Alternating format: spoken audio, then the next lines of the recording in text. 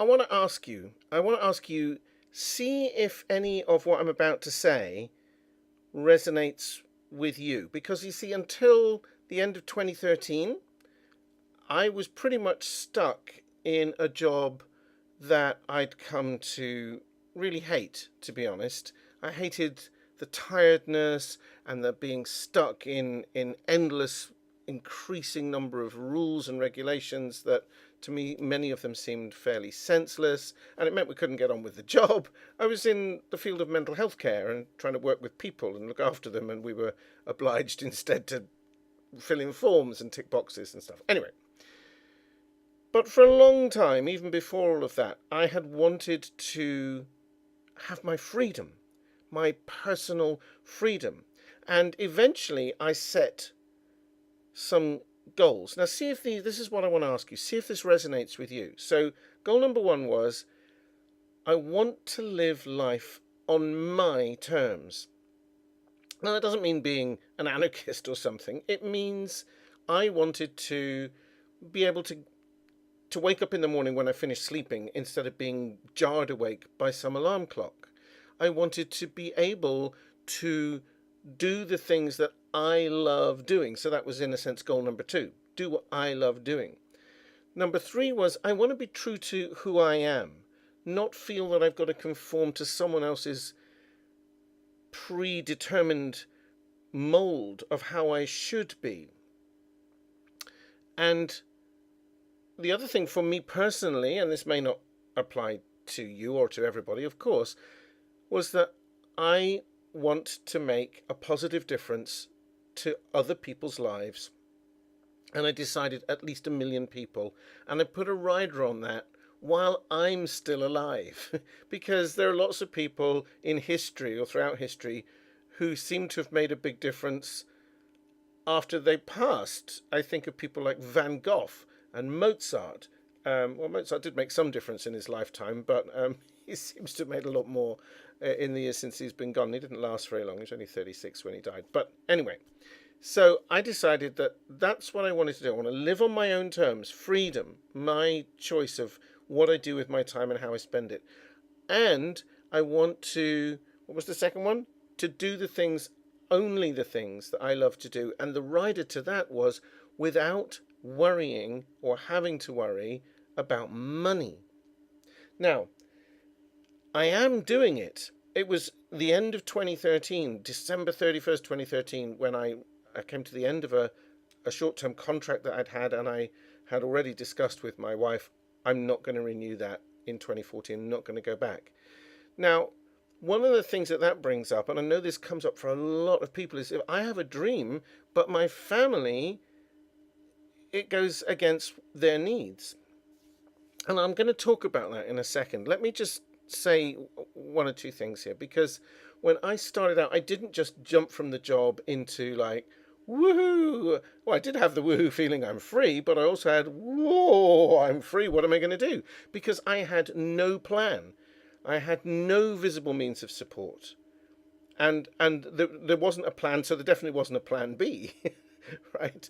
There was no way back. I burned the bridges and I just decided this is it. Oh, and in case you think we had tons of money, we did not. We had enough money to last 3 months if nothing else came in. 3 months, January, February, March.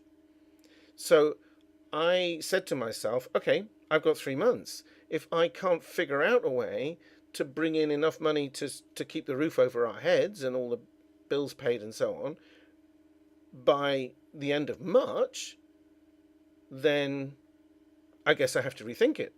But I was aware that I couldn't wait until the 28th of March before making the breakthrough. I mean, that was still possible, but I would have been pretty scared by then.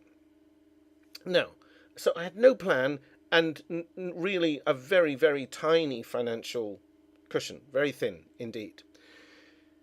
So I should tell you as well about the security of the family thing, because that did bother me. Of course, I have a wife. If I'm not bringing in enough money, she doesn't make enough money for both of us. So, the roof over our heads is dependent on me. And if I didn't bring that in, ah, right? So that was if I went down that road of thought, that was scary. So there were several things, and I know that affects a lot of people. So there were several things that I I did about that, and all of them have to start in here, right? Because there's nothing external I could do about that. The only external thing that I could possibly have done was to not have quit my job, and it was emotionally, spiritually, and actually physically beginning to kill me. But what I really saw about that, and I believe my wife did too, because she's lovely and she supports me, is that if I hadn't followed my dream, I would have been less of me.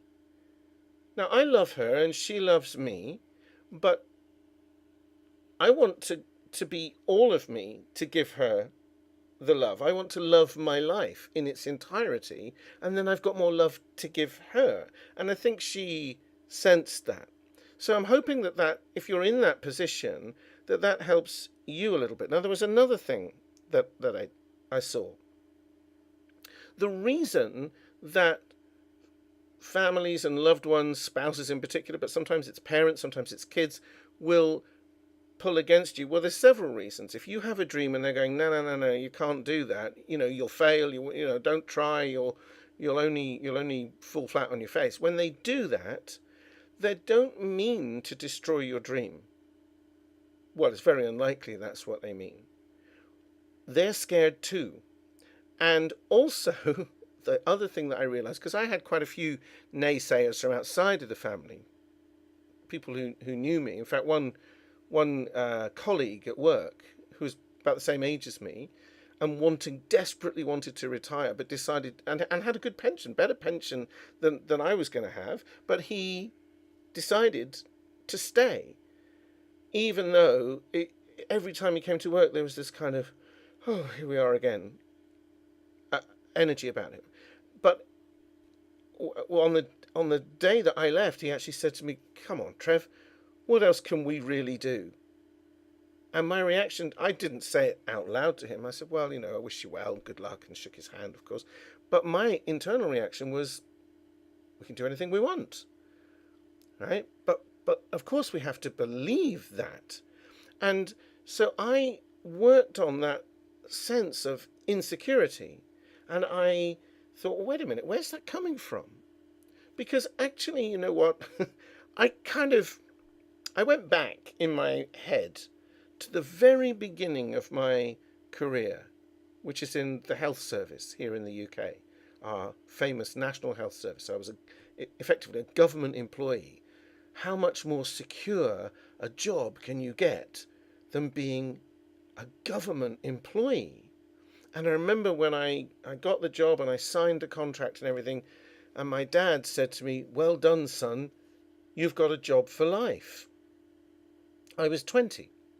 And within 8 years, I think, certainly before I was 30, our new government, which was the Thatcher government, was already closing hospitals, and NHS employees were losing their jobs. Not me, I didn't lose mine, but it was no longer a job for life within 8 years. And I realized, well, security doesn't come from the job. It comes from me. It comes from me believing in me. Now, what happens is that we say, well, I want to try this adventure. I want to start a business or whatever it is the dream is we want to do. And then we say to ourselves, well, what if it fails? Looking at the system instead of in here. Now, what I've come up with now, 4.5 years on since I jumped ship, and I've looked at how did I do it? How did I put the pieces in place that enabled me to make that choice and then to keep going? Because I wasn't clear. I was clear that I needed to do it, but I wasn't clear about what would sustain me. And at the time, I thought it would probably be a lot of techniques and stuff, and it isn't. It isn't that. It's an understanding of how we work. And so what I've now come up with is a formula. I can now call it a formula because it'll work for anyone with any dream. And I call it the Effortless Personal Success Formula. EPS formula. Effortless personal success. It has to be effortless. Simply substituting a job where you're working all the time and feel exhausted and stressed for some kind of self-employment that gives you even more stress because you don't know if you're going to make any money is pointless. It has to be effortless and it has to work.